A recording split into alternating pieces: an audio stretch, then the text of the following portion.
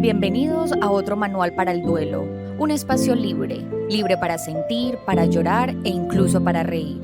Un espacio en el que no nos da miedo sentirnos felices después de haber vivido el que alguien especial se haya ido. Yo soy Carolina y aquí contaremos historias de esas que a todos nos pasan, esas que no tienen reglas ni instrucciones, porque para los duelos no hay manual, sino muchas versiones, y aquí te comparto la mía. Empecemos este episodio con una pregunta. Si de adultos nos es difícil comprender la muerte y transitar un duelo, ¿se imaginan lo que es para un niño? A medida que vamos creciendo, nos vamos encontrando con una nueva relación en el trascender de una persona y con el dolor que nos causa su partida. Y muchas veces esta relación puede estar ligada a situaciones, a momentos y a personas que vimos fallecer y que pues también tuvimos que asumir un dolor cuando éramos más pequeños. Por ejemplo, cuando estábamos chiquitos y fallecían nuestros abuelos, o cuando veíamos un accidente en la calle, cuando se nos moría una mascota. En fin, muchas situaciones que seguro se quedan grabados en nuestra retina.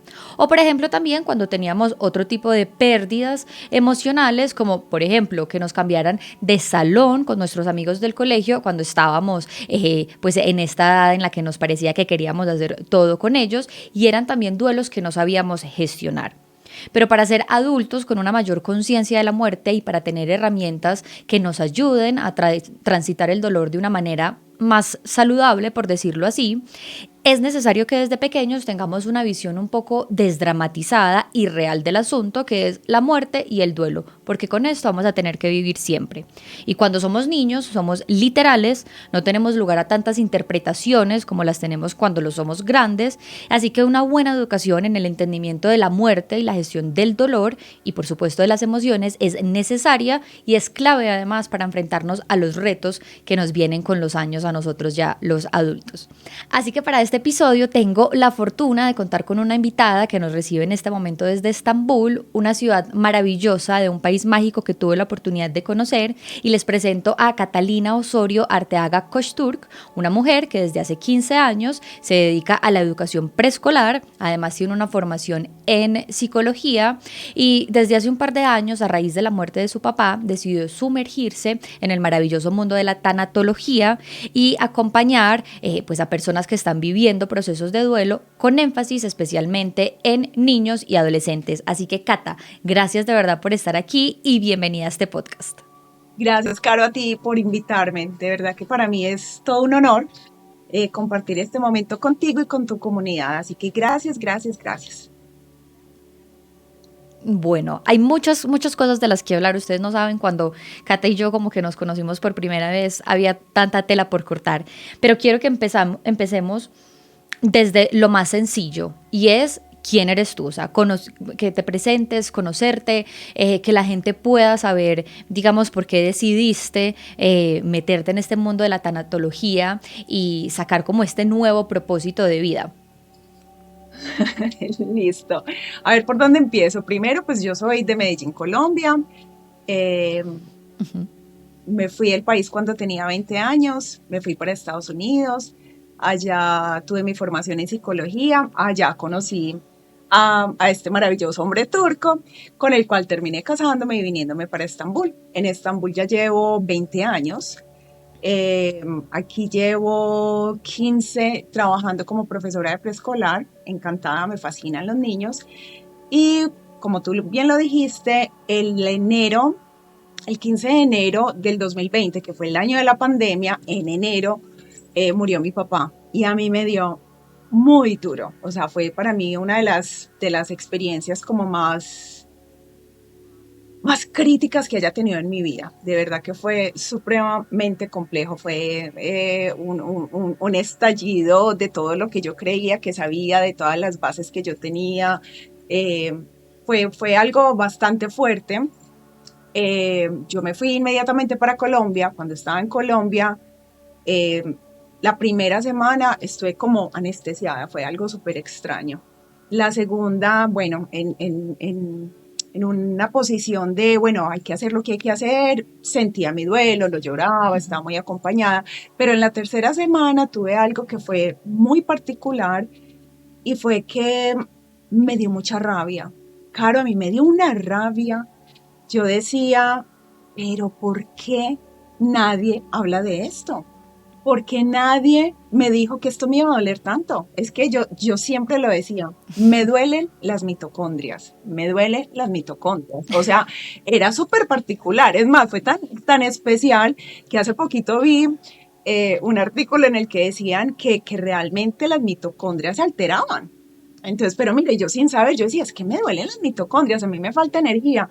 Y yo dije, pero ¿por qué no se habla de este dolor si yo tengo tanta gente que se le han muerto, personas como muy cercanas y que yo sé que han pasado por dolores tan fuertes? ¿Y por qué no se habla de esto? ¿Por qué no se habla de esto que yo siento, de esta crisis, de esta angustia, de esta desazón? O sea, ¿por qué no? Claro, como yo soy profe, entonces yo decía, esto hay que enseñarlo, esto hay que enseñarlo. Y como a mí nadie me lo enseñó, entonces yo voy a aprender y esto yo lo voy a enseñar.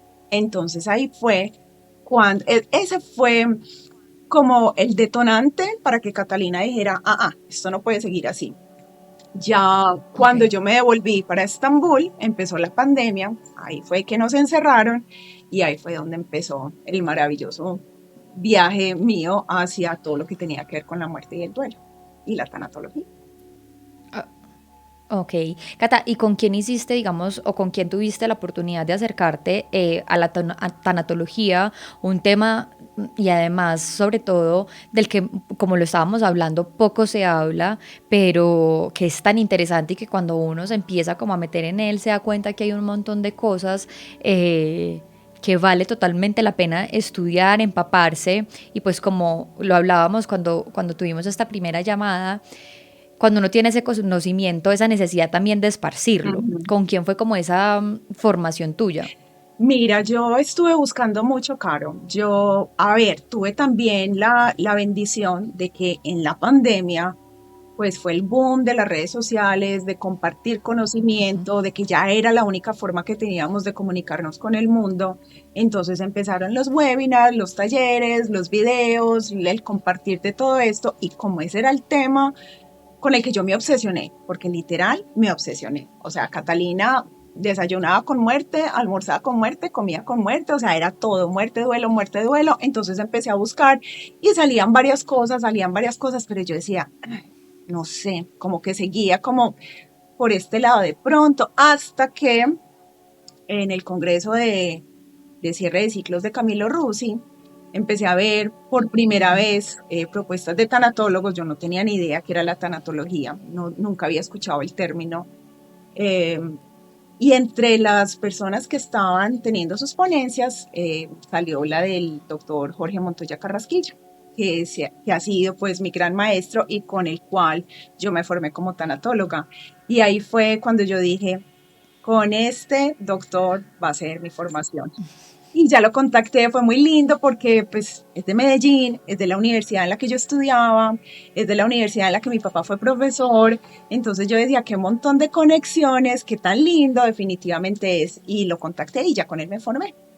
Entonces ese ha sido como mi historia con él. Ok, Cata, digamos tú que llevas tanta experiencia trabajando con niños, ¿cuál crees tú que son como esos puntos en común cuando uno está chiquito? Como esos puntos en común, como de dolor que uno tiene. Cuando uno está chiquito uno tiene una forma totalmente diferente y como le decía al inicio, como tan plana, entre comillas, de ver la vida. Tú no tienes lugar a interpretaciones, pero por ende las situaciones que nos suceden cuando somos chiquitos tienen como esa cosa en particular porque las ves tan reales y tan como son, pero al final tienes como una red de apoyo que te está intentando como por bien, obviamente, disfrazarte un poquito esa situación para que no te duelan. ¿Cuáles son como esos puntos en común que tú puedes encontrar con estos niños con los que has trabajado y obviamente en tu experiencia de esos momentos de dolor y cómo los transitan cuando están pues en estas edades pequeñas? Bueno, mira, lo que pasa es que los niños tienen una cantidad de características que de muchas maneras son malinterpretadas para las personas que no saben. o sea, un psicólogo infantil, un profesor, un terapeuta, pues que tiene un poquito más del conocimiento general de, pues como del desarrollo cognitivo de un niño, del desarrollo psicológico y de todos estos procesos que son normales de los niños.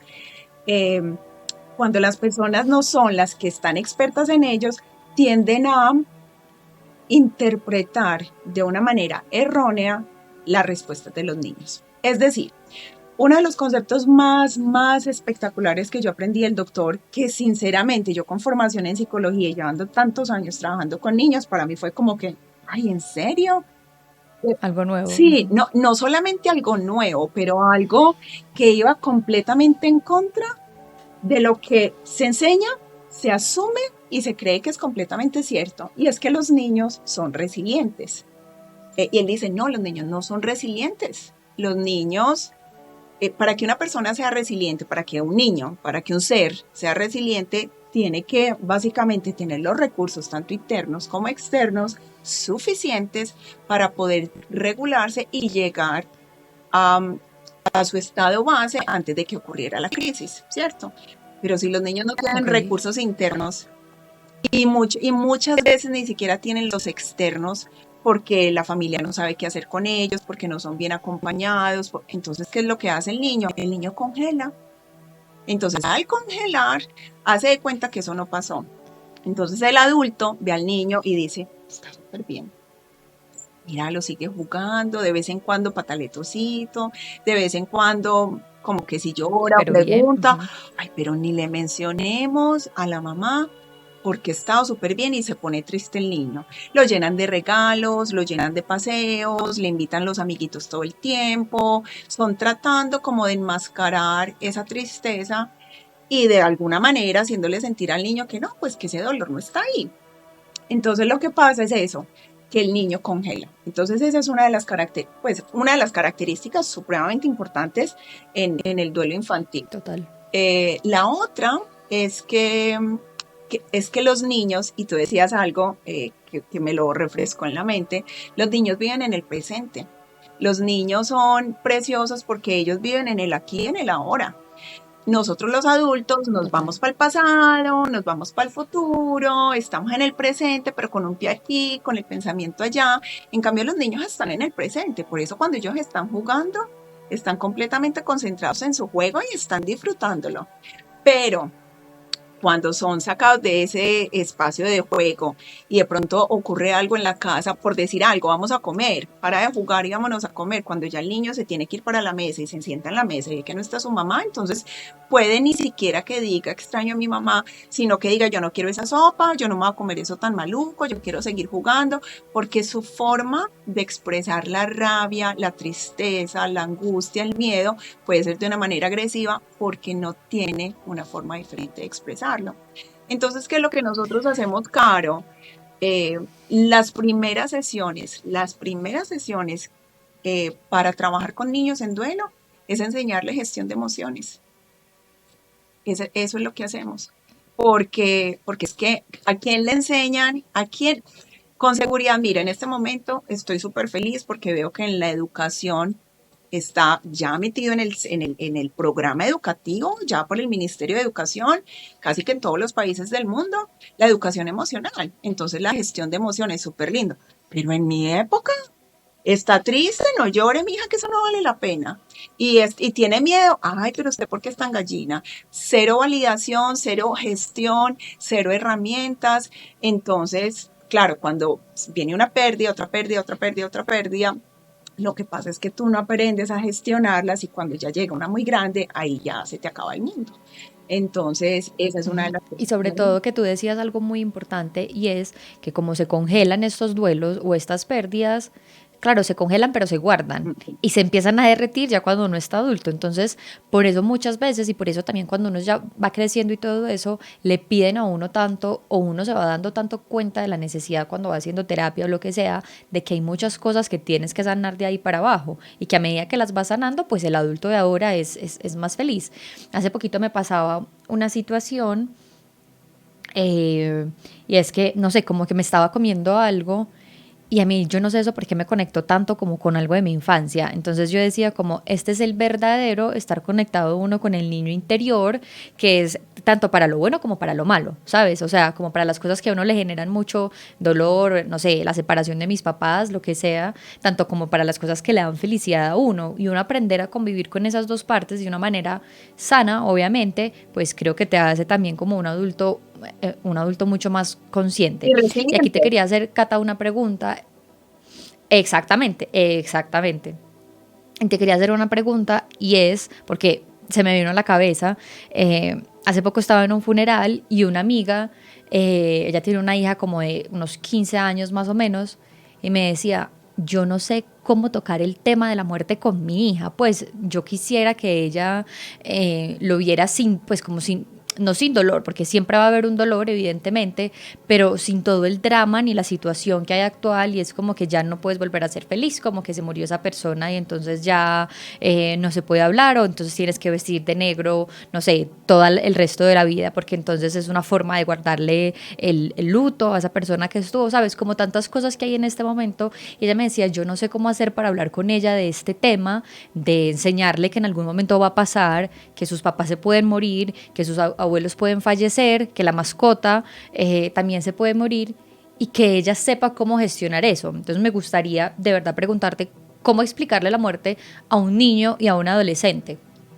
Bueno, mira, Caro, lo primero es entender que cada edad tiene un desarrollo cognitivo muy específico y que no, las explicaciones que tú le puedes dar a un adolescente no son las mismas que les puedes dar a un niño de 5 años. Entonces, por edades De es acuerdo. definitivamente pues como claro. Ahora, de una manera muy general, te puedo decir que el concepto de muerte como tal, como lo asumimos nosotros los adultos, como lo entendemos nosotros los adultos, eh, se forma en los niños cuando tienen 12 años aproximadamente, porque según Ok. Piaget, porque es el momento en el que los niños ya empiezan a tener este concepto de las cosas que son abstractas, ¿cierto? Hasta que tengan 12 años, no. Ahora, la muerte tiene 5 subconceptos.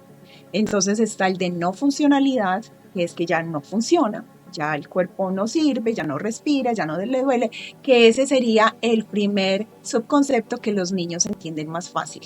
Entonces, bueno, primero te digo los subconceptos. Entonces está el de no Ujú. funcionalidad, el de irreversibilidad, el de inevitabilidad, universal y, ay, se me olvidó el otro. A ver, bueno, te lo quedo debiendo. En este momento como que se me Tranqui. fue. De todas maneras, lo primero que entienden los niños es el de no funcionalidad. Y es súper lindo porque yo he hecho experimentos cuando me dicen, por ejemplo, mis alumnitos, ay, mis Cata, mira, que es que estaba muerto, es que vi una ratica y estaba muerta. Y sí, ¿tú cómo sabes que estaba muerta la rata? Porque no se movía, porque tenía la boca abierta, porque tenía hormigas. Entonces, es una manera súper linda, pues mis alumnitos de 4 o 5 añitos, que son los más chiquitos, que ya tienen como un medio concepto, ellos sabían que estaba muerto simple y llanamente porque no funciona, ¿cierto?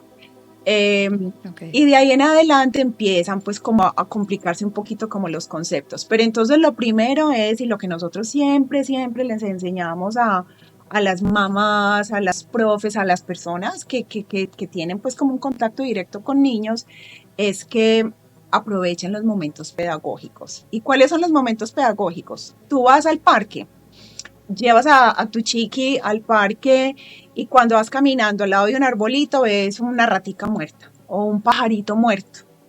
Entonces tú aprovechas esa oportunidad. No coges al niño como para que no lo vea. Ay, qué horror que no se traumatice el niño. No, antes muéstraselo. Ven, mi amor, mira, ¿qué crees tú que le pasó? De pronto se cayó del nidito. Ven, miremos, ¿será que se mueve? Cojamos un palito. Y es con esa curiosidad. Pero es que mira que todo depende de la manera como tú se lo presentes al niño. Si tú se lo presentas al niño como, ay, pobrecito, se murió el pajarito, pues como que ya el niño tiene un Total. concepto, o sea, morirse es horrible, morirse es pesar, morirse no es bueno, morirse causa esto. Pero si tú le dices, ay, mi amor, mira, que probablemente se cayó, entonces lo empiezas a tocar con el palito a ver si se mueve y empiezas a hablar sobre eso de una manera súper natural, cara, le estás enseñando al niño que eso puede pasar. Y ya, y de acuerdo a la edad, pues aumentando. Entonces, por ejemplo, en los países que hay estaciones, es súper lindo. Hay un cuento que es espectacular, que se llama Freddy la hoja, y es para hablar, para explicarle a los niños lo que es la muerte.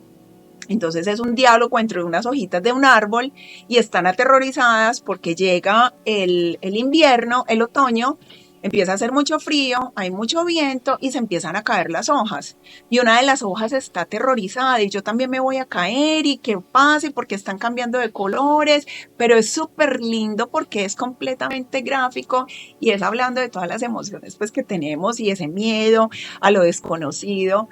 Y finalmente, pues hablan de los cambios, de la biología, de los ciclos, de una manera preciosa. Y cuando finalmente la última hojita se desprende y se cae, la hojita va diciendo, estoy viendo el parque desde un ángulo diferente, estoy viendo todo de una manera diferente y cae en la nieve y dice, esto es maravilloso y que es esta delicia, esta nieve. Entonces es como, y ya termina diciendo pues que esa hojita termina siendo como alimento como para ese árbol. Entonces es otra vez un Ok. concepto súper bonito. Es eso, entonces tú empiezas con los niños pequeñitos, con cuentos, con estos momentos pedagógicos. Yo siempre digo, si se muere el pececito, no lo reemplacen, no lo reemplacen.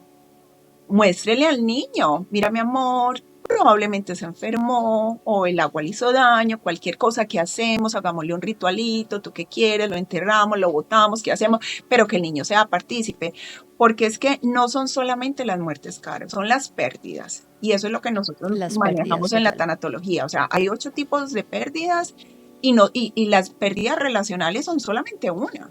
O sea, las por muertes o por pérdida son una de las otras 7. Entonces, es enseñarle a los niños cómo gestionar estas pérdidas para que cuando venga otra ya tengan los mínimos elementos para gestionarlas y así se van llenando de herramientas hasta que llega un Se van momento sumando. claro. Ujú. Dale. Y sabes que dijiste algo muy importante y es precisamente, claro, la tarea más dura es para los papás, que son los que tienen que sentarse a enfrentar como estas pérdidas y estas muertes con los niños. Y siento que también hay algo muy importante y es el hecho de que ellos también se puedan mostrar vulnerables, ¿sí? Ujú.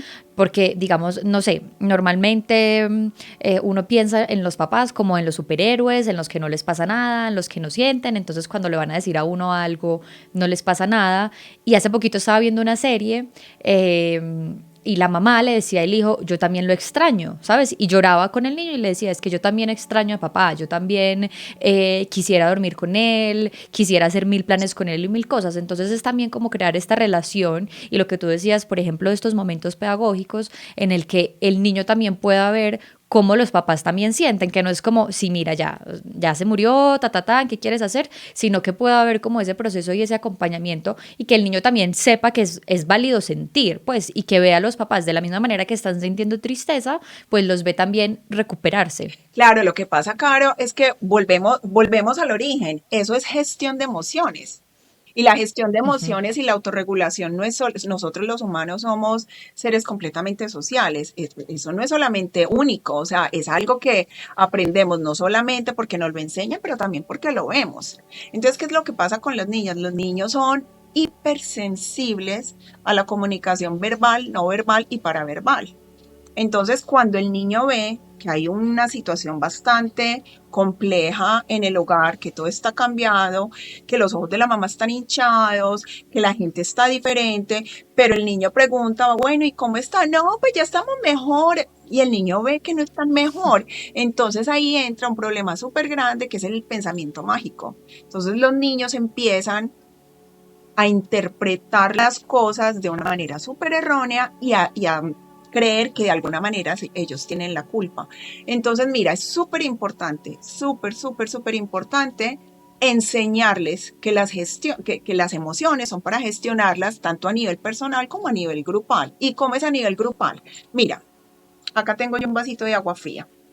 El vaso de agua fría es una estrategia súper básica, pero súper poderosa que utilizamos en la tanatología y es porque el agua fría lo que hace es que te estimula el nervio vago y te ayuda a bajar el ritmo cardíaco, a regularte un poquito cuando estás pasando por un momento como de ansiedad, de dolor, de un ataque de llanto.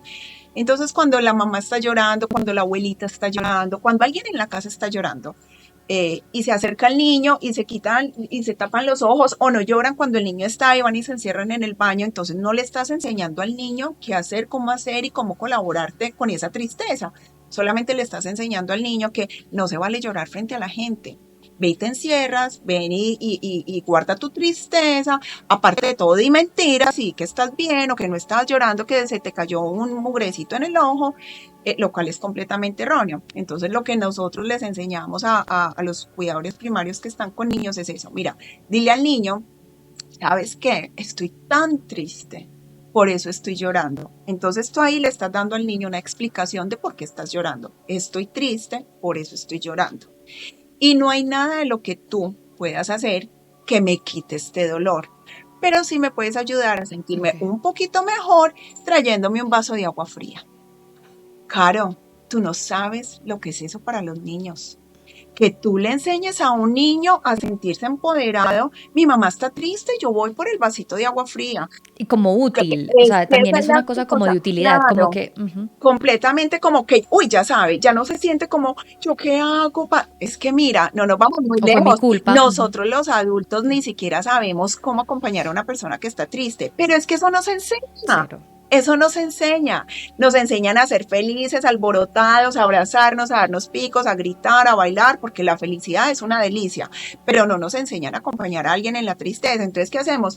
Ay, no, vení, ¿qué puedo hacer para que te sientas mejor? ¿Qué querés? ¿Qué te traigo? Ay, para de llorar. No, cero validación, cero reconocimiento, cero acompañamiento, no hay espacio para gestionarla. Entonces, con solo decirle al niño que está triste, que estás llorando, pero que un vasito de agua te va a caer mejor, ya eso es una super estrategia. Abrázame y los abracitos me caen de perlas. Entonces ya el niño sabe que va por el Kleenex, que te trae la agüita y que te va a abrazar. Tres estrategias súper básicas y maravillosas. Y ese niño va a crecer siendo un adolescente que va a saber cómo acompañar a sus amiguitas cuando terminaron con el noviecito, cuando el papá y la mamá se separaron, cuando perdió el examen, cuando algo, y eso se va sumando y de alguna manera lo que estamos haciendo es ayudándoles a los niños a entender las emociones de los otros y a crear empatía y a poderlos acompañar. Totalmente. Y literal es eso como lo veníamos hablando, pues como que un niño feliz o con autorregulación de sus emociones, pues finalmente termina siendo un adulto un poco más consciente de las cosas y más seguro pues de las herramientas que tiene. Cata, ¿cuáles como esas emociones, por decirlo así, emociones en común que tiene un duelo en un niño, bien sea por una pérdida relacional o por una pérdida en general? ¿Cuáles son esas emociones que pueden estar más presentes o salir con mayor facilidad en la etapa de la niñez? Bueno, mira, en los más pequeñitos les da mucha rabia, les da muchísima rabia, les da rabia, que se pararon porque para los niños pequeños las rutinas son súper importantes. Entonces el hecho de que haya habido un cambio tan supremamente fuerte en la rutina, para ellos es súper complicado. Entonces hay mucha rabia. Esa es una de las emociones que predomina. Eh, Miedo, muchísimo miedo. Se podrá morir mamá también, o papá también, o mi abuelo, mi abuela, o mi hermanito, o yo. Entonces esas son como las preguntas que los niños siempre se hacen. Y si se muere fulanito, peranito, entonces eh, tanto la rabia como el miedo están súper presentes. Obviamente la tristeza, obviamente, pues esa es la lógica. Eh, y es sobre esas emociones en las que nosotros pues como que trabajamos más. Otra que es súper importante y que ya te la había mencionado es la culpa. O sea, la culpa hay que trabajarla sí o sí. Así sintamos que esté presente o que no está presente, hay que aclararla. O sea, siempre hay que decirle a los niños, esto que pasó, mi amor, no tiene nada que ver contigo. nada que ver contigo, porque el niño puede pensar, ay, mi papá que estaba tan mal geniado y que yo que dije, ay, ojalá se muera mi papá que no me, para que yo pueda hacer lo que yo quiera. Y el papá le da un infarto, el niño cree que es por culpa suya. Y así, pues una cantidad de cosas, o el Sí. niño le dijo una mentira al papá y ya cree que Dios lo está castigando porque le dijo la mentira. Entonces la culpa siempre hay que trabajarla, siempre, siempre, siempre. Y bueno, ya, pues el resto de las emociones, Caro, son como pues las que sabemos. Hay niños que se ponen muy melancólicos, muy tristes, pero sobre todo porque no tienen una red de apoyo, pues como estos recursos externos que de alguna manera sepan eh, cómo guiarlos en ese proceso. Y una de las grandes dificultades es porque pues, los cuidadores primarios también están pasando por estos procesos de duelo. Entonces es como que yo no sé qué hacer con el duelo, pero yo estoy de duelo y mi niño también está de duelo. Yo básicamente sé cómo respirar, ahora cómo le voy a ayudar a mi niño. Entonces, por eso yo digo, Caro, que es tan importante que la gente tenga, pues, como el conocimiento mínimo de lo que es un duelo, a lo que te puedes enfrentar antes de. Y yo pienso que todas las personas que estén en un contacto directo con los niños, pues es que es una responsabilidad. Tú tienes que saber qué decirle a un niño cuando hay una muerte, cuando hay una pérdida, porque es que es parte de nuestra vida. Todos los días se pierde algo, todos los días hay muertos, a todos se nos va a morir un ser querido.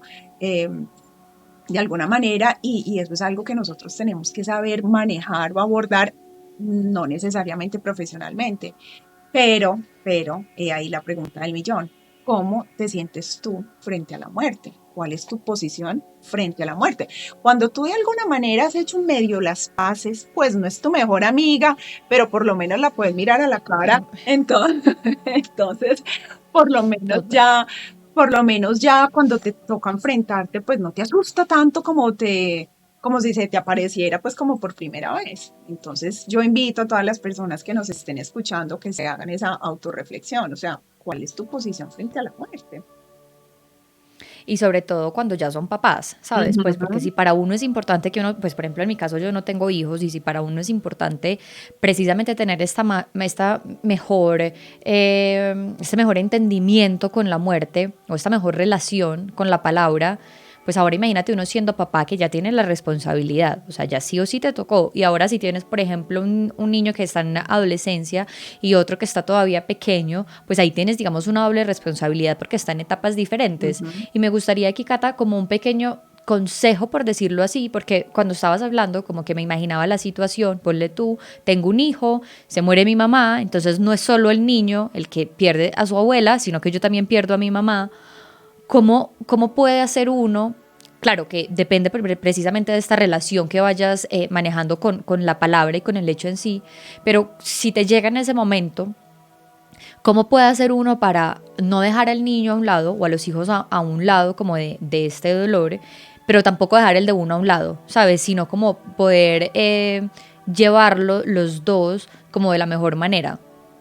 Mira, Caro, yo definitivamente vuelvo a lo mismo, la red de apoyo. La red de apoyo es súper, es vital, es vital. Porque un duelo te deja muy vulnerable, porque un duelo es un proceso, una muerte te deja muy vulnerable, una pérdida grande te deja muy vulnerable, y el duelo es un proceso que no es lineal, que es bastante tipo montaña rusa, sube, baja, se revuelca, va para De adelante, va acuerdo. para atrás, va para todos los lados, y tú eso solo no lo puedes hacer. Entonces, siempre, siempre, siempre tienes que extender tu red de apoyo y decir, estoy triste, afligida, no puedo con todo. Entonces, si es una persona mayor, ayúdenme a mercar, ayúdenme a cocinar, ayúdenme a esto, ayúdenme a lo otro. Bueno, eso como en la logística como del hogar. Porque cuando tú tienes ese tipo de apoyo, entonces tú le puedes dedicar más tiempo a tu propio dolor y al de tu hijo. Entonces, el duelo para los adultos es de alguna manera, eh, es como, es, yo siempre, mira, puede que suene un poquito complejo lo que voy a decir, pero tu proceso de duelo es tu responsabilidad. Sí, o sea, nuestro bienestar es nuestra responsabilidad. O tú te echas a morir que es lo que nos provoca a todos cuando viene el tsunami y nos tira contra la pared 50 veces. Y de ti depende que te quede revolcado lleno de arena y ahogándote en el piso o empezar a buscar esas estrategias y esas herramientas, esa red de apoyo para irte parando de a poquitico con muchísimo amor propio y con muchísima compasión por lo que tú estás viviendo, ¿cierto? Entonces, cuando tú tienes esa responsabilidad de decir, bueno, yo necesito ayuda, de la misma manera tú la vas a hacer para tu chiqui. Entonces, los grupos de apoyo, pues el doctor Montoya siempre, siempre dice, los grupos de apoyo son una maravilla.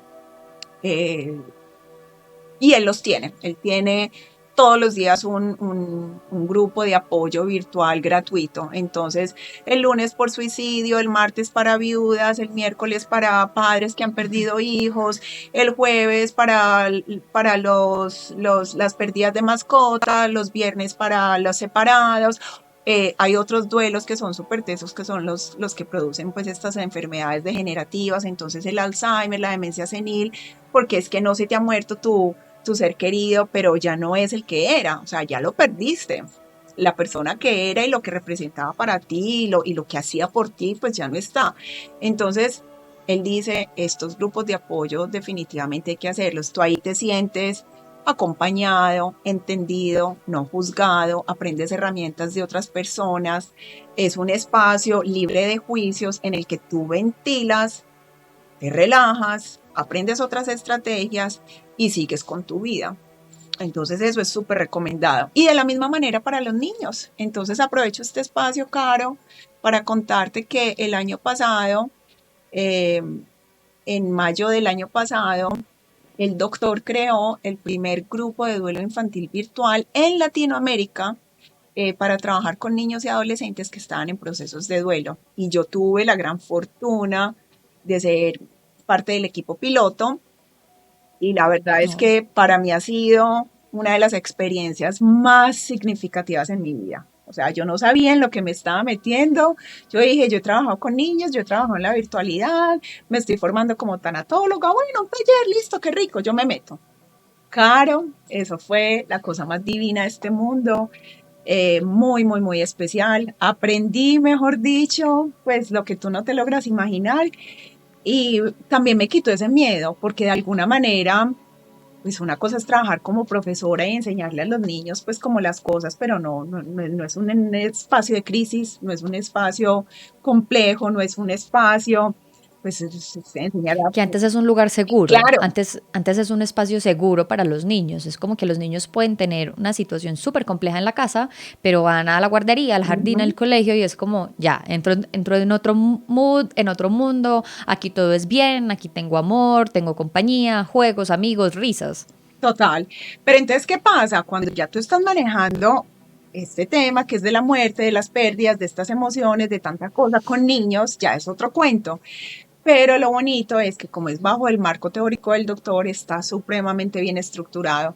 Entonces ahí empezamos a trabajar con niños, muchos niños mexicanos, niños colombianos, venezolanos, de República Dominicana, argentinos, peruanos, niños pues de hispanos viviendo en Estados Unidos. Entonces, al trabajar con todos estos niños latinos que de alguna manera pues tenemos tantas cosas en común a nivel cultural, para mí fue espectacular. El grupo sigue abierto.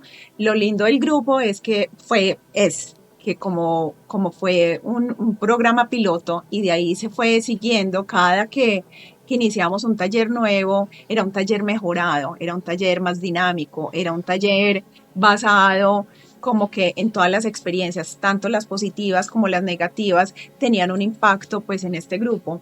Eh, Fue muy lindo también porque ahí nos dimos cuenta que no solamente teníamos que acompañar a estos niños que estaban pasando por sus procesos de duelo, sino también a los cuidadores primarios. Entonces hicimos un grupo con ellos para enseñarles las generalidades del duelo infantil y ellos pudieran entender a sus niños. Mágico, o sea, no es precisamente lo que tú me decías de tu amiga, cómo le digo a mi hija de 15 años lo que es la muerte, cómo le aborda el tema, pues eso es lo que hacemos, se les enseña a los cuidadores primarios cómo hacerlo, cómo gestionarlo, cómo manejarlo, cómo, bueno, cómo hacer, cómo acompañar a estos niños, cómo explicarles. Después nos dimos cuenta que los niños pasan la mayor parte de su tiempo en los colegios y que los De profesores y acuerdo. los psicólogos y los directores no tienen ni la menor idea de cómo acompañar a un niño en duelo. O sea, es más, a mí me pasó en el colegio en el que yo trabajaba antes que a una de las niñas de 5 años se le estaba muriendo el papá. Tenía un cáncer súper avanzado en el cerebro y todos los días más deterioraba el señor y la niña llegaba súper triste y le decía a la profesora, profesor, que es cierto que mi papá se va a morir. Y la profesora me decía, Cata, yo sudo frío, yo no sé qué decirle, para mí es horrible. Llega la señora, la mamá de la niña, y yo la veo con ojos como de angustia, yo quiero salir corriendo, yo no le... Súper incómoda, claro, porque no sabe cómo abordarlo. Entonces ahí dijimos, bueno, hay que hacer un curso, un taller para todo el personal educativo para mínimamente enseñarles las generalidades del duelo infantil y pues en los niños y en los adolescentes para que tengan mínimo, el conocimiento mínimo, eh, tanto a nivel pues como para entenderlo a través de los comportamientos y también estrategias para utilizar con los niños y enseñarles y habilidades y pues herramientas que les puedan entregar a ellos en el aula y poderlos acompañar de una manera como más profesional en el ámbito escolar. Entonces también estamos haciendo eso. Esa es una iniciativa súper bonita, se llama El Profe. eh, el grupo de duelo infantil se llama Pepe Grillo, el grupo de los cuidadores primarios se llama Tío Beto y todo esto, Caro, es gratis. O sea, el único que sí tiene un costo es el profe, pero es un costo pues súper básico y el resto son todos gratuitos. Entonces, mira que si hay mucha cosa, a mí por eso me parece tan lindo poderlo compartir acá con tu comunidad, porque pues muchas personas no tienen la facilidad de ir donde un tanatólogo o donde un psicólogo una vez a la semana, porque bueno, la situación económica pues es una dificultad. Porque a veces De los niños acuerdo. no quieren, porque a veces ni siquiera saben, porque muchos psicólogos ni siquiera saben cómo abordarlo. Es que el cuento de las pérdidas Sí. es otro completamente diferente. Entonces, me encanta que sea por este medio también que estemos como, compartiendo con toda tu comunidad que sí hay mucho por hacer, que sí hay espacios que pueden ayudar. Sí, total, y es solamente una cuestión de esparcir la información, precisamente Ujú, para que le llegue a las personas, porque muchas veces también en este tema de la terapia es como, ah, no, pero es que yo no tengo plata, es que eso es muy ujú, caro, y la salud mental literal a veces se convierte en un lujo que ujú. uno debe asumir y en un lujo al que pocos tienen acceso, y qué bueno que cada vez hayan más formas como de acceder o de cuidarse o de tener nuevas herramientas precisamente de manera gratuita. Ahí mientras estabas hablando, Cata, como que me surgió una pregunta y es, pongamos que un niño no tuvo la suficiente o el suficiente acompañamiento en sus duelos cuando pequeño o no tuvo gestión de emociones, llegamos al adolescente. ¿Cómo es trabajar estos duelos con los adolescentes que, como lo decía, no tuvieron esa oportunidad cuando eran chiquitos de tener herramientas para manejar sus pérdidas? Mira, Caro, una de las formas como se maneja, nosotros le decimos, el término en tanatología es como trabajar por carpetas. Algo súper bonito y que me pareció súper interesante es, y algo que el doctor quiere, pues él dice, mi sueño es que en todos los colegios, así como se hace, se escribe toda la información de los niños, como que si es alérgico a esto, cómo se llama el papá, cómo se llama la mamá o algo, que también se le haga un inventario de pérdidas, porque de ahí vamos a sacar una información súper valiosa del niño, de todas las pérdidas que ha tenido en su vida, de todas las cosas que ha vivido, que de alguna manera van a tener un impacto en su comportamiento. Entonces, ¿qué es lo que pasa? Cuando estos niños, cuando tú tienes una idea más o menos de ese tipo de pérdidas, entonces tú sabes, tú puedes entender el comportamiento de un adolescente que está reactivo, que está ensimismado, que no quiere compartir, que está súper introvertido o que es un bully, que es la papeleta del colegio, que es según la tanatología, hay varios síndromes en los niños y en los adolescentes que se pueden generar a través de un duelo no bien acompañado. Entonces está el síndrome del niño bueno, está el síndrome del niño malo, está el síndrome del niño matón, está el síndrome del niño cerebrito, está el síndrome del niño psicosomático. Entonces mira, Caro, que hay una cantidad de cosas. ¿Y qué pasa? Tú tienes un adolescente que es perfecto, el niño que es el más juicioso, el más responsable, el más de todo, y lo que está haciendo es tener una serie de comportamientos que lo que está mostrando es, mire que yo sí soy objeto para ser amado, miren que yo sí estoy Ok. acá, miren que yo les voy a producir como el amor que como para contrarrestar esa tristeza que hubo por tal pérdida. Entonces son como niños que de pronto no fueron muy bien acompañados en sus procesos y de alguna manera tratan de contrarrestar eso. Entonces cuando tú eso lo ves en un adolescente y tú tienes una lista de inventario de pérdidas, tú dices, ay, esta niña con razón es tan juiciosa, tan buena, tan linda, es que se le murió, no sé, su mamá cuando tenía 7 añitos y tenía 3 hermanitos más y a ella le tocó ser la mamá, pues, y asumir un montón de responsabilidades o de cosas. Entonces, cuando tú tienes como una especie de radiografía emocional, historial, un historial de esa historia, pues como emocional, tú empiezas a entender un montón de comportamientos. Entonces, mira, si hay algo que yo sea súper sensible y me produce, me altera bastante, es el bullying. Yo no lo Ujú. soporto, no lo soporto. Pero detrás de cada niño bullying hay un niño completamente lastimado, hay un niño completamente adolorido, hay un niño que está gritando, hey, ayúdenme, o sea, yo estoy causando daño, pero es que el daño está en mí. Entonces, es ver por qué está este niño actuando de esta manera. Entonces, cuando tú me dices qué hacemos con los adolescentes es, vayan a ver cuál es el tipo de pérdidas que ha tenido, cuáles fueron sus estrategias para afrontarlas, cómo ha manejado y llegó a los 13, 14, 15, 16 años con mínimas estrategias de afrontamiento y ya con llega un momento en el que les pesa tanto que ya no saben cómo manejarlas. Y sobre todo, cuál es la realidad que están viviendo en ese momento en la casa, porque detrás de ese niño bully o ¿cómo se dice? O que le está yendo mal en el colegio, también puede haber pues un papá o una familia con duelos o con cosas no resueltas, pues que lo que hacen es descargarse precisamente en ese niño. Entonces ese niño es lo único, o ese adolescente, pues ya en este caso es lo único a lo que está acostumbrado a ver o a vivir.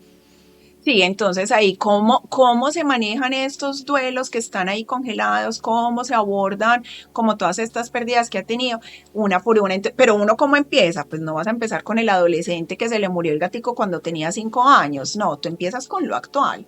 Tú empiezas con lo Ujú. actual, que es lo que te tiene molesto, que te está doliendo, ay, que peleaste con tu mejor amiga, y ahí empiezas a ver un montón de cosas que te van llevando al tipo de apegos que este niño creó después de pues hasta los 3 años, cuáles son las relaciones interpersonales, tal cosa, y empiezas a trabajar en cuestiones de autoestima, de qué frases utilizar, qué comportamientos cambiar, que, o sea, de a poquitico, pero vas desde el presente y te vas yendo de a poquitico al pasado. Obviamente, pues te estoy dando un brochazo de cómo se Total, maneja. de acuerdo. Sí, sí, sí, pero básicamente es eso. Cata, para ir finalizando, y aunque ya sabemos que este tema es demasiado amplio, ¿cuáles son como esos consejos que les podemos dar en este momento a los papás que están viviendo una situación de duelo o una situación de pérdida con sus hijos, con sus niños, y que están en este momento como de, ¿qué hago? Ujú. Bueno, yo diría, busquen ayuda, busquen ayuda. O sea, definitivamente la información es súper importante, Caro. O sea, es una súper herramienta. Y hay mucho. O sea, como hablábamos, hay grupos virtuales gratis, hay libros, hay videos, hay podcast, hay de todo. Entonces es como, hey, llenémonos un poquito como de esta información tan valiosa para que sepamos qué hacer. Eso pues es como lo primero.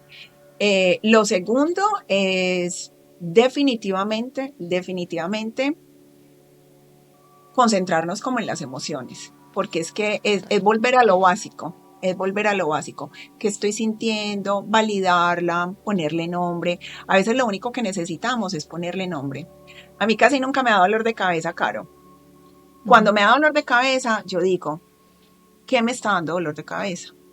No por qué tengo dolor de cabeza. Y te lo juro que mira, yo empiezo a hacerle como, a ver, tal cosa, sí, es que estoy preocupada por esto y por eso. Y es como que tú le pones el nombre a lo que tú estás sintiendo y el síntoma se te va. A ver, no te va a quitar la tristeza de un duelo, el decir que estoy triste, pero sí te va a ayudar a validarlo y a decir, uy, sí, es que me hace falta esto. Entonces esa, como la parte de las emociones, ponerle nombre, validarla para poderla gestionar, para mí es de vital importancia.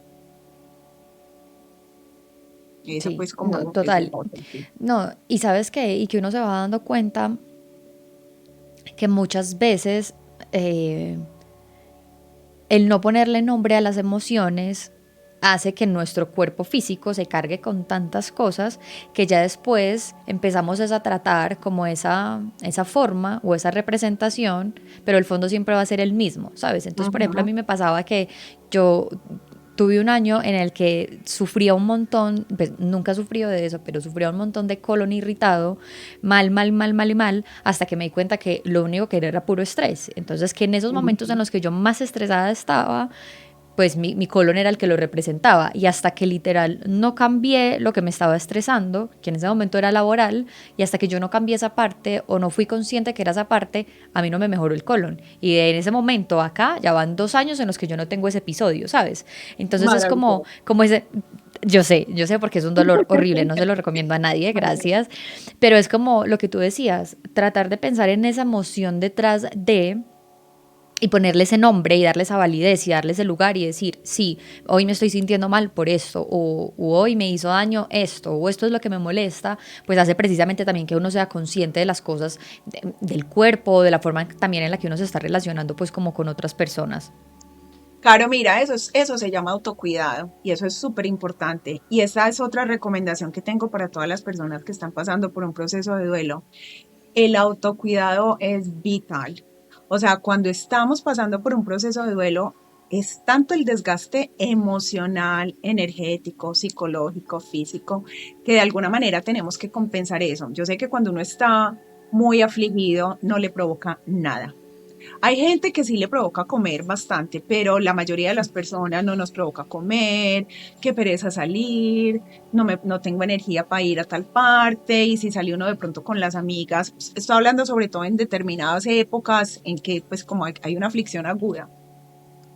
Y la gente se muere de la risa y a uno le parece bobo y uno no, o hay una conversación y uno no puede seguir como el hilo de la conversación, pues todas estas cosas típicas del duelo que lo primero que tú tienes que hacer es cuidarte, es dormir bien, es alimentarte bien. El doctor tiene un lema que me parece divino y es pensar poco, sentir mucho y moverse siempre. Cuando estamos en procesos de duelo, estamos con el cortisol a mil, porque pues, se desarrolla toda una, o sea, si ocurre una cascada del estrés impresionante y lo que hace es que se nos cambie toda la biología pues, del cuerpo. Y el cortisol es brutal, el cortisol es supremamente dañino cuando están en cantidades muy elevadas por periodos largos.